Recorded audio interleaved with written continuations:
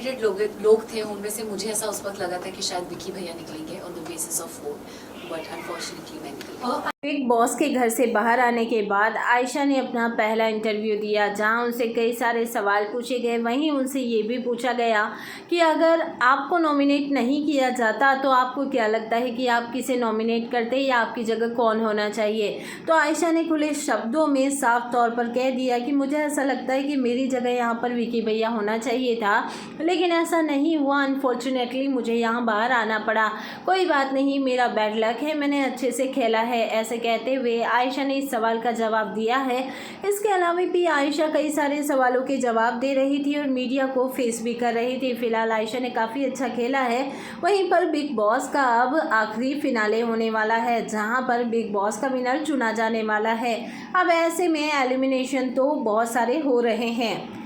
Entry तो ली थी धमाकेदार, सॉरी आपने एंट्री तो ली थी धमाकेदार, लेकिन उसके बाद आपका गेम बहुत स्लो हो गया, फिर अचानक आपको नॉमिनेशन में डाल दिया गया। उसके बाद आपने जो भी बोला मुनावर के लिए, जो भी आपने कहा था कि मैं प्रूफ देकर आई हूँ, बाहर उनका ये चल रहा है वो चल रहा है, तो इतने दिन आप चुप क्यों थी, आपने क्यों नहीं बोला, जबकि इस चीज़ को वीकेंड के बाद पर भी एड्रेस किया गया था। मैंने प्रूफ्स वाली बात डे 1 पे भी बोली थी, जब मैं आर्काइव रूम में आई थी तभी मैंने क्लियर कर दिया था कि आप अगर मेरे अगेंस्ट कुछ भी झूठ बोलते हैं तो मैं बाहर प्रूफ्स देकर आई हूँ और मैं ऐसे ही नहीं आई हूँ।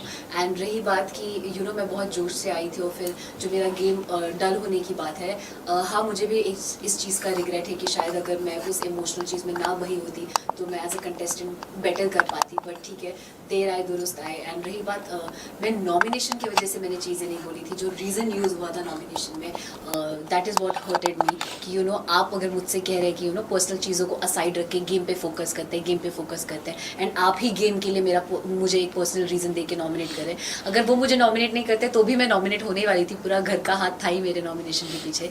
So it was not because of nomination, it was because of the reason. बहुत सारे आपको और मुनव्वर को लेकर, ब्रेकअप को लेकर या नाजिला के साथ जो भी रिलेशनशिप है उसको लेकर बहुत ज्यादा बातें हो रही है, जबकि मीडिया में ये चीजें पता नहीं थी। आपने नाजिला के एक पोस्ट पे कमेंट किया था, उसके बाद आप खुद ही पॉडकास्ट पर आकर अपनी फ्रेंड के आपने खुद ने बोला तब तक कि मीडिया में ये बात आई भी नहीं थी। फिर आपने ये क्यों कहा कि बहुत सारी बातें हो रही है हमारे ब्रेकअप और रिलेशनशिप को लेकर? फर्स्ट ऑफ ऑल कि ये जो पॉडकास्ट वाली बात है या मेरे कमेंट करने की बात है, मैं तो खुद ही मैं ये पहले भी बोल चुकी हूँ कि मैं खुद ही अपने सोशल मीडिया पे ये चीज़ जिस दिन मुझे पता चली थी उसी दिन पोस्ट करने वाली थी इस चीज़ से रिलेटेड एक वीडियो बना के, क्योंकि I don't have a problem अगर मेरे साथ किसी ने गलत किया, कोई अपने पब्लिक इमेज का मिसयूज़ कर रहा है तो मैं क्यों ना बोलूँ उस चीज़ के बारे में। तो ये मेरा ही डिसीजन था कि हाँ मैं उसकी चीज़ के बारे में बात करना चाहती हूँ, बट पॉडकास्ट के पीछे ऐसा कुछ भी नहीं था। जब वो पॉडकास्ट हुआ भी था तो मैंने किसी का नाम नहीं लिया था, वो एक बहुत फन एक कैजुअल पॉडकास्ट था एक मेरे जूनियर के साथ और मैंने वो किया था बस उस इंटेंशन से। और मेरा ये इंटेंशन नहीं था कि ओ मुझे बिग बॉस पे जाना है तो उसका रास्ता ये पॉडकास्ट है, ऐसा कुछ भी नहीं। मैम आयशा जी, जैसे कि नाजिला के साथ वो रिलेशनशिप में थे मुनावर, क्या वो एक साथ कई सारी वो लड़कियों को डेट कर रहे थे? क्या नाजिला ने आपको ये बताया था? क्या इसके बारे में कुछ अगर आप बताना चाहें? मैं करूंगी कि नाजिला ने कहा था कि मैं अपनी जो पर्सनल चीजें है वो नेशनल टेलीविजन पे नहीं लाना चाहती हूँ, वो चीजें उन्होंने आपको बताई थी, लेकिन आपने सब कुछ जाके नेशनल टेलीविजन पे खोल दी। जी नहीं, मैं फर्स्ट ऑफ ऑल इस टॉपिक पे ज़्यादा एग्जैजरेट नहीं करना चाहती, बट आई वोंट से सिर्फ उनसे रिलेटेड बहुत सारी जो इस सिचुएशन से रिलेटेड चीज़ें थी उसमें मुझे ऐसा फील होता है कि वो हीट ऑफ द मोमेंट में आप चीज़ें बोल देते हो। मैं शायद कुछ चीज़ें ना बोलती तो मैं खुद भी आज एक बेटर पोजीशन पे होती, बट मुझे रिग्रेट है बहुत चीज़ें बोलने का, बट मुझे पता है कि मैंने सच बोला है, झूठ नहीं। So that is something I am very proud of. Ayesha, ये सोसाइटी ऐसी है कि लड़कियों को ज्यादा इज्जत नहीं दी जाती है। इनफैक्ट आज भी अगर लड़कियां किसी को एक्सपोज करती तो इज्जत नहीं दी जाती है। बाहर आपको बहुत ट्रोल भी किया जा रहा था इस मामले में, तो आप क्या कहना चाहोगे? और जो मुनावर की फैंडम है वो भी काफी आपको ट्रोल कर रही है, उनके जो पीआर टीम है वो भी ट्रोल कर रहे हैं हर जगह, तो आप कैसे देख रहे हैं ये ट्रोलिंग को? किस तरह से आप झेलने वाली है? तो कुछ अगर आप बता सके। मेरे लिए बहुत इम्पॉर्टेंट ये है कि आप और हम क्या सोचते हैं और जो रियल लोग हैं और जो सेंसिटिव लोग हैं वो क्या सोचते हैं। जब आप किसी के फ़ैन होते हो, अगर मैं भी किसी की फ़ैन हूँ, तो आप एक हद तक भूल जाते हो कभी कभी कि मोरली क्या सही और क्या गलत है। मैं भी शायद अगर किसी की बहुत बड़ी फ़ैन हूँ और उसके बारे में कुछ कोई बोले तो that won't change me from fan to somebody else, तो वो प्यार मैं वो क्रेजीनेस समझती हूँ एंड मैं उस चीज़ की रिस्पेक्ट करती हूँ. बट रही बात जो ट्रोलिंग और हेट की है, तो फॉर वेरियस रीजन आपको हमेशा when you are part of this industry वो ट्रोल और वो हेट मिलता ही रहता है. I just want to look on the positive side और अच्छी चीज़ों की तरफ. अंजलि अरोड़ा ने भी आगे आके बोला है कि इस तरह के स्टेटमेंट दिया है कि जिस तरह से आपने कहा कि लव गेम म्यूजिक वीडियो, उसी तरह से उन्होंने भी यही कहा है, स्टेटमेंट दिया है कि लड़कियों को इस तरह का फंसाते हैं मुनाबा फारूकी. तो आप क्या कैसे देखते हैं? कई सारी महिला है जो आगे आके उनको बोलना चाहिए जिस तरह से आपने बोला है.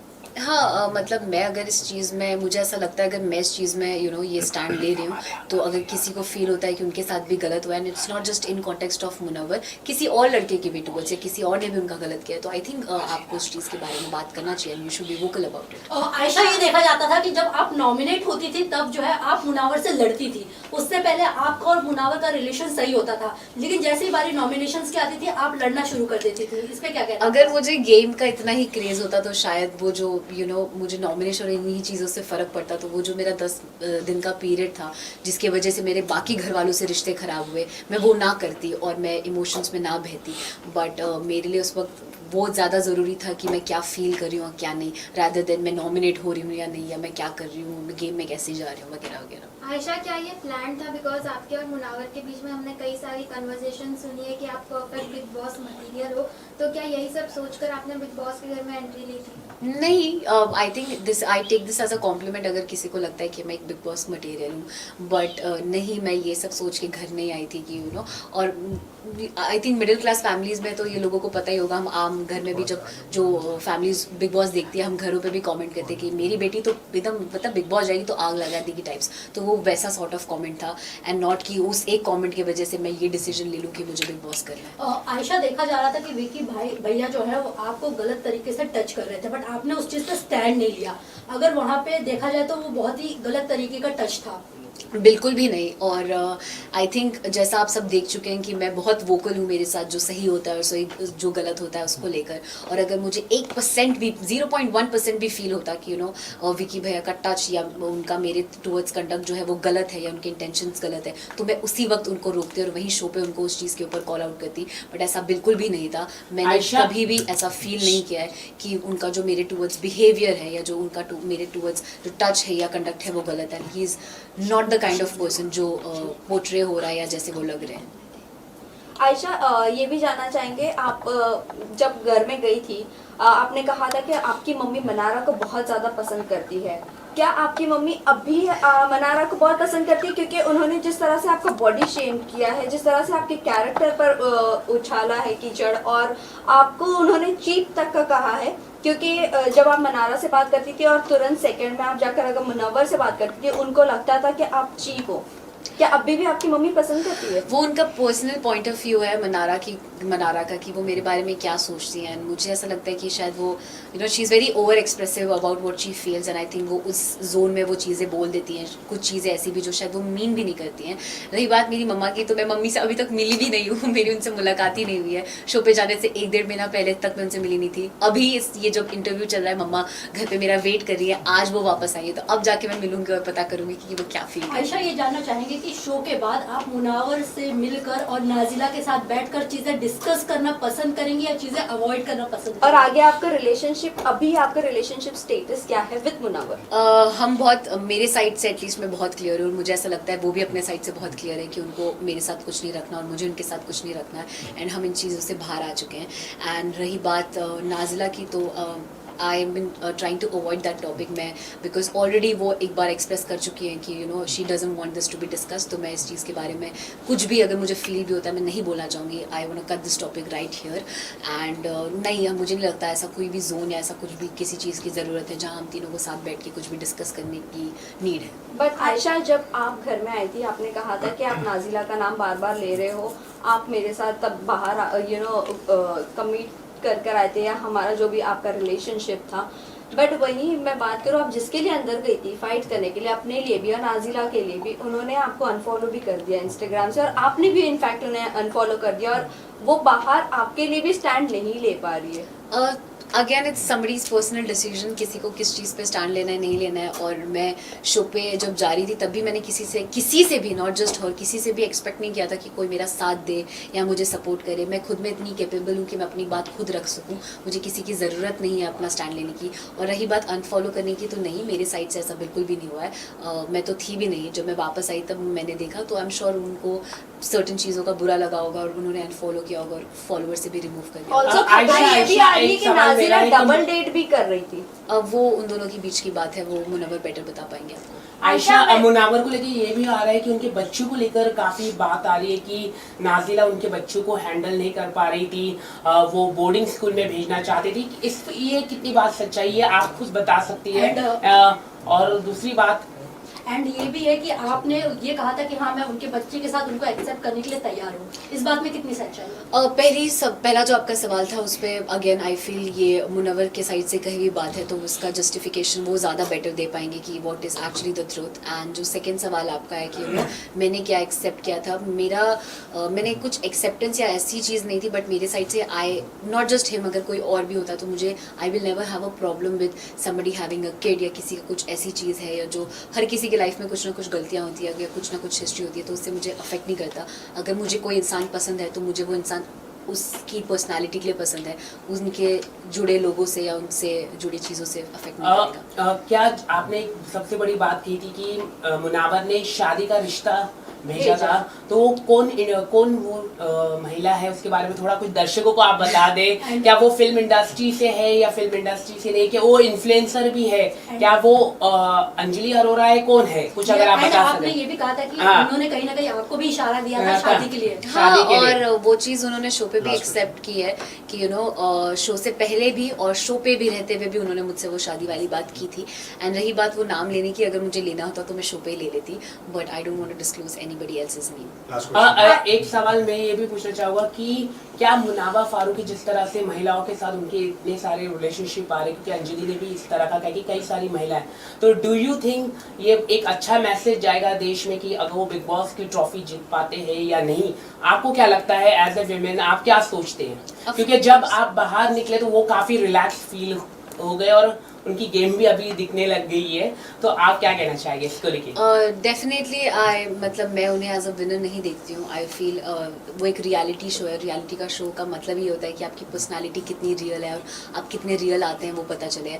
एंड आप सब देख चुके हैं कि कैसे उन्होंने चीज़ों पे फ्लिप ही किया है पूरे शो में। सो आई बिलीव कि वो अपनी चीज़ों को सीखें और समझें जो भी चीज़ें हुई है उससे, but I don't see him as a winner. And yes, I also feel कि अगर he becomes a winner it won't be a very good message to the society. Ayesha, torture task के बाद आप लोगों ने, आपने, ईशा ने, अंकिता, ये सब लोगों ने मनारा को बहुत कुछ बोला, और जिस पर वो डांस बार वाली बात हुई थी तब मनारा ने उनके फेवर में ये कहा कि हाँ वो डांस करके एटलीस्ट पैसे तो कमा लेती। आपने जो उसके बाद जो कमेंट किया, क्या आपको लगता है वो कमेंट सही था आपका? एंड टॉप वाला चीज जो दिखाना वो सही था? ओके, दोनों चीज़ मैं आपको क्लियर कर देती हूँ। पहला, मैंने, आप जैसा कह रहे हैं कि मैं, ईशा और अंकिता जी ने उसको बोला, तो अगर आप वो पूरी वीडियो देखेंगे तो मैंने कोई कमेंट मनारा पे नहीं किया था।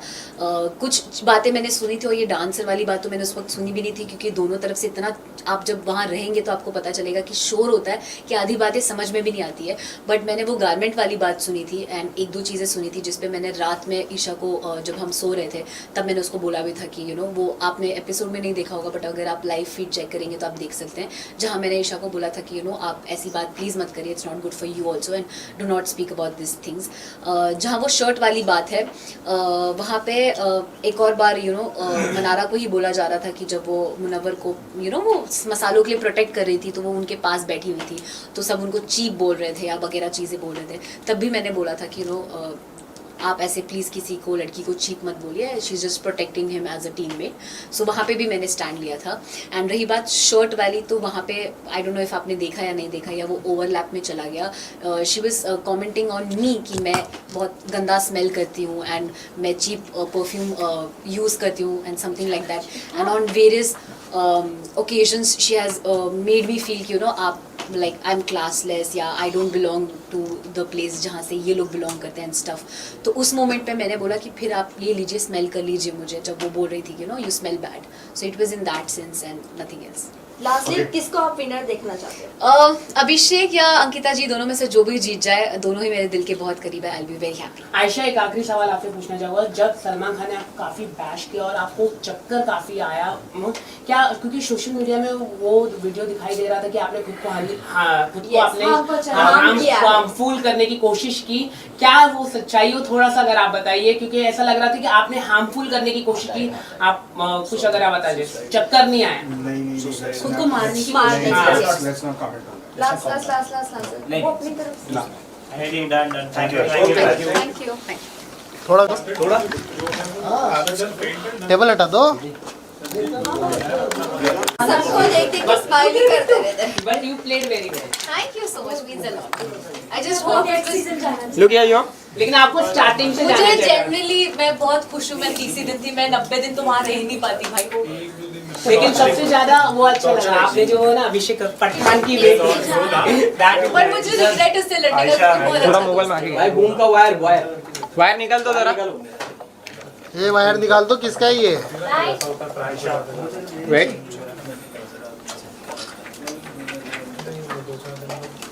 ये बूम हटा दो ना। Wait. Look here Done? चलो वेट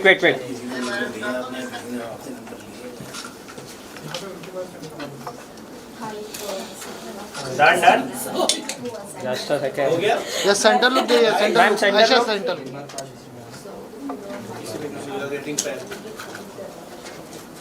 चलो guys done. Thank you. Thank you. Thank you so much.